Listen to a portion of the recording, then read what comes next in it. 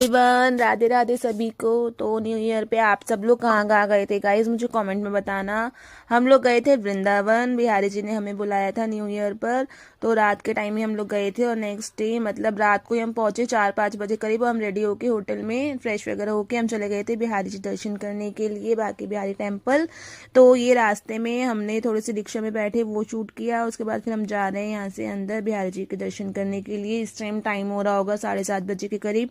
हमने पहले सोचे मुँह सुबह दर्शन करे, और दर्शन करने के लिए पहले हम सब जा रहे हैं। देखो यहाँ पे मेरे भाई भाभी मामा मामी हम सब है, और पहले हम भोग ले रहे हैं। आप सभी को जो जो जानते होंगे सबको पता ही होगा कि बाकी बिहारी जी टेम्पल में जो भोग लगता है बिहारी जी को वो लगता है पेड़े का।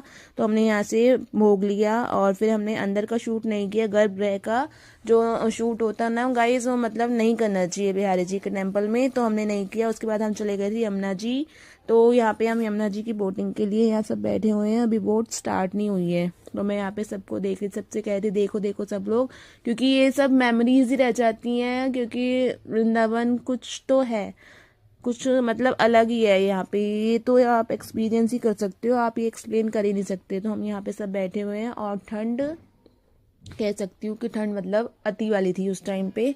और फोग इतना था, मतलब हमें बस बिहारी जी ने बुला लिया, और उन्हीं के सहारे से कहते हैं ना कि उनकी मतलब उनकी मर्जी के बगैर तो एक पत्ता भी नहीं हिलता है। तो वही चीज़ थी कि कुछ भी नहीं दिख रहा था रात के टाइम भी, और हम बस चलते जा रहे थे। और हम यहाँ पे सब दर्शन के लिए आ गए क्योंकि बिहारी जी ने हमें बुलाया था। और हम यहाँ बोटिंग में बैठे हुए हैं, मैं और मेरी भाभी है, मेरी भतीजी सो गई थी, और ये आंटी वगैरह और लोग भी थे जो हमारे साथ बोटिंग के लिए बैठे हुए थे। और बाहर का आप देख सकते हो, बाहर कुछ भी नहीं दिख रहा है गाइस, क्योंकि इतना ज़्यादा फोग था ना, मैं आपको बता ही नहीं सकती। कुछ भी नहीं दिख रहा था, बस बोटिंग करी जा रहे थे। और इनफैक्ट पता है, मैं आपको एक चीज़ बताती हूँ वहाँ पे क्या हुआ ना, क्योंकि ये 20 मिनट्स की बोटिंग थी हमारी, लेकिन इसको 50 मिनट्स हो गए। 50 मिनट्स क्यों हुए? क्योंकि ना उसको जो बोटिंग वाले थे इतना फोक था कि उनको लैंडिंग ही नहीं मिल रही थी कि हम मतलब वापस कैसे आए। वो अलग अलग ही जाए जा रहे थे। जो उनका घाट था, यानी कि जो बोटिंग वाला घाट था, वहां ना पहुंच के कभी हम कौन से घाट पहुंच रहे, कभी पैराग्लाइडिंग पहुंच रहे, कहाँ कहाँ पहुंच रहे थे। तो हमें हंसी भी आ रही थी कि ये हो क्या रहा है कि इतनी देर हो गई है।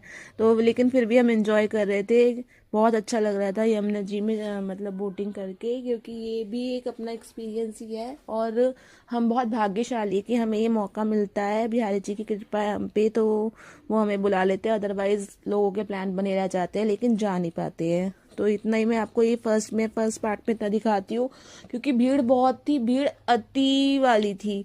तो मैंने इसके 3 पार्ट्स करे हैं, तो मैं आपको फर्स्ट पार्ट में इतना दिखाती हूँ। नेक्स्ट पार्ट के लिए आप वेट कीजिए, तब तक के